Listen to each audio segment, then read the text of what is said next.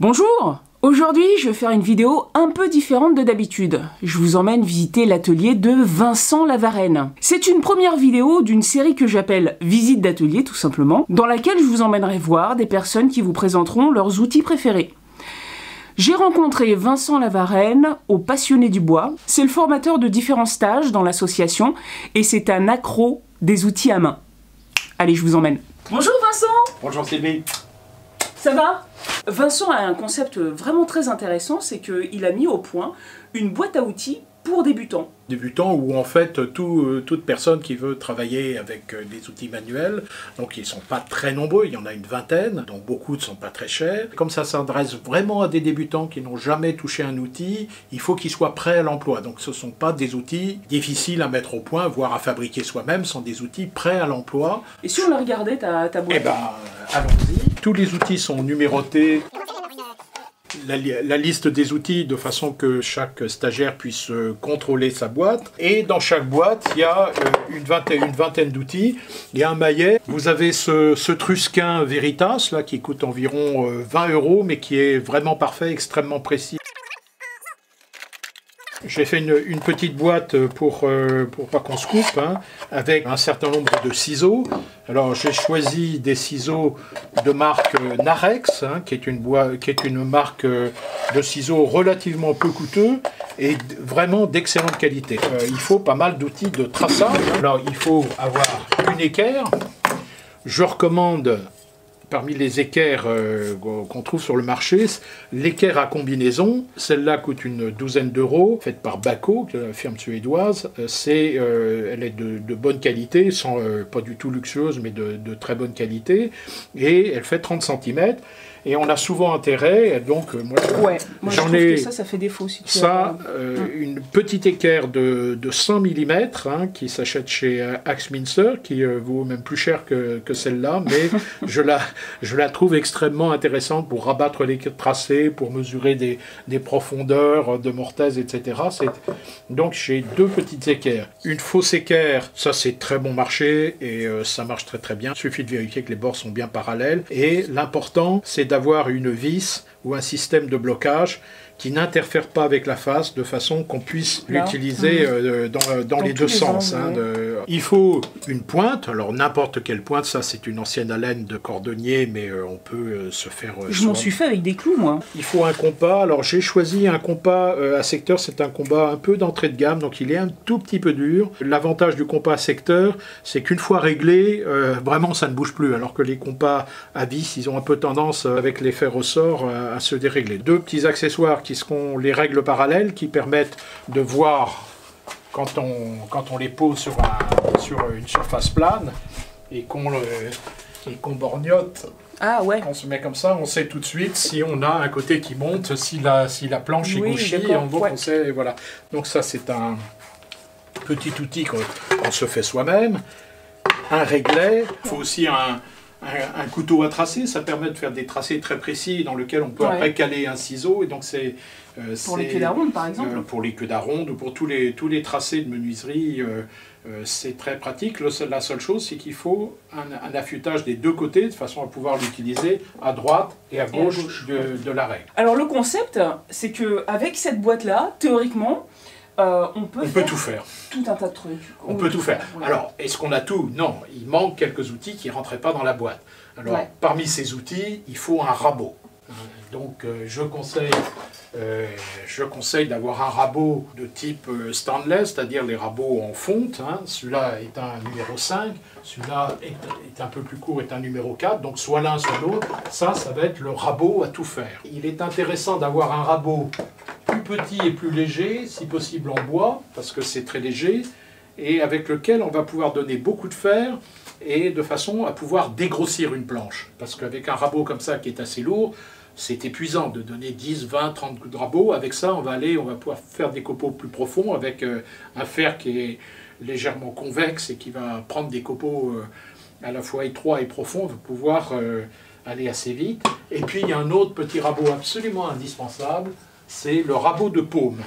Là, il y en a de multiples modèles. C'est le rabot avec lequel vous allez pouvoir faire un chanfrein. C'est un rabot d'usage constant. Alors c'est vraiment pour le travail du bois. Il est bien entendu qu'il faut également avoir une ou deux scies. Il faut aussi avoir un minimum d'accessoires. Si vous faites une boîte, il faudra des clous, il faudra de la colle, il faudra un certain nombre de choses. Donc vous n'aurez pas absolument tout. Et puis, il ne faut surtout pas se priver de tous les esclaves électriques qui vont vous faciliter le travail. Si vous pouvez faire des choses avec une perceuse ou avec une scie à ruban, si vous avez une pièce qui à scier, ne vous privez pas. Ça peut être pris aussi comme la caisse à outils du boiseux. C'est la caisse à outils du boiseux. Alors je l'ai un petit peu développé pour faire ma caisse à outils à moi. J'ai fait une caisse dans une petite valise et dans laquelle j'ai les 3 rabots dont je vous ai parlé. Un rabot numéro 5, un rabot de paume, un rabot à dégrossir. Donc avec ça je suis paré. J'ai 2 scies qui sont faites pour des petites choses, une scie qui permet de faire des tenons ou des queues d'aronde, puis une petite scie à chantourner. J'ai beaucoup de crayons, une gomme, très important, parce que si vous ne pouvez pas savoir à quel point je me sers plus souvent de la gomme que du crayon. 2 trusquins. Donc, en fait, c'est la même, mais en plus c'est un petit peu la même, un petit peu étoffée, avec les 3 rabots, 2 scies, et puis quelques outils complémentaires, un petit niveau à bulles. Ici, un très joli rabot Veritas, vous savez, cette marque canadienne, et qui m'a été offert l'an dernier par qui? Par Alain Vaillancourt. Alain Vaillancourt. Voilà, alors ça marche admirablement. Donc voilà Guillaume. C'est un petit Guillaume. Alors maintenant, tu vas nous présenter un petit peu plus en détail les 3 fameux rabots qui vont avec cette caisse à outils de débutant. Alors si vous n'avez qu'un rabot, un seul, prenez celui-là. C'est un rabot de paume qui a un angle de lame assez faible. Donc la lame, au lieu d'être orientée, comme sur beaucoup de rabots, à peu près à 45 degrés, elle est à 20 degrés, voire à 12 degrés. Ce qui impose au passage d'installer le fer à l'envers, parce que vous voyez que le fer a un biseau. Et qu'à 45 degrés, on met le biseau en dessous, mais qu'à 20 degrés, si vous mettez le biseau en dessous, c'est le talon du biseau qui va toucher, ça ne va pas couper. Donc on est obligé à ce moment-là de mettre le fer à l'envers, ce qu'on appelle le biseau en l'air, bevel up en anglais. Est-ce que tu en as utilisé différents comme ça? Est-ce que tu as quelque chose à recommander ou plutôt à éviter? Puisque celui-là, c'est quand même l'universel qu'il faut absolument avoir. Je recommande de façon générale d'avoir une lumière réglable, parce que c'est plus universel et ça permet, il y a un petit peu plus de possibilités.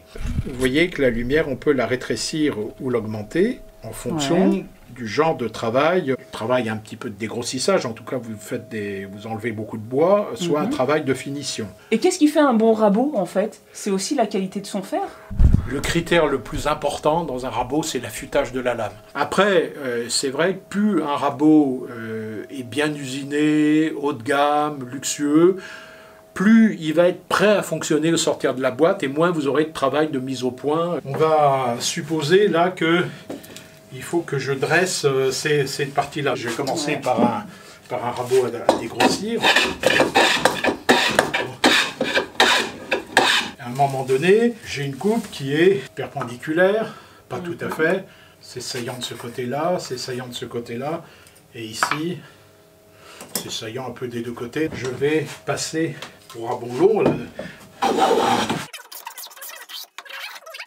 Donc là, j'ai un copeau qui est complet, du début à la fin, donc on peut penser que c'est rectiligne. Je vérifie, il est bien perpendiculaire.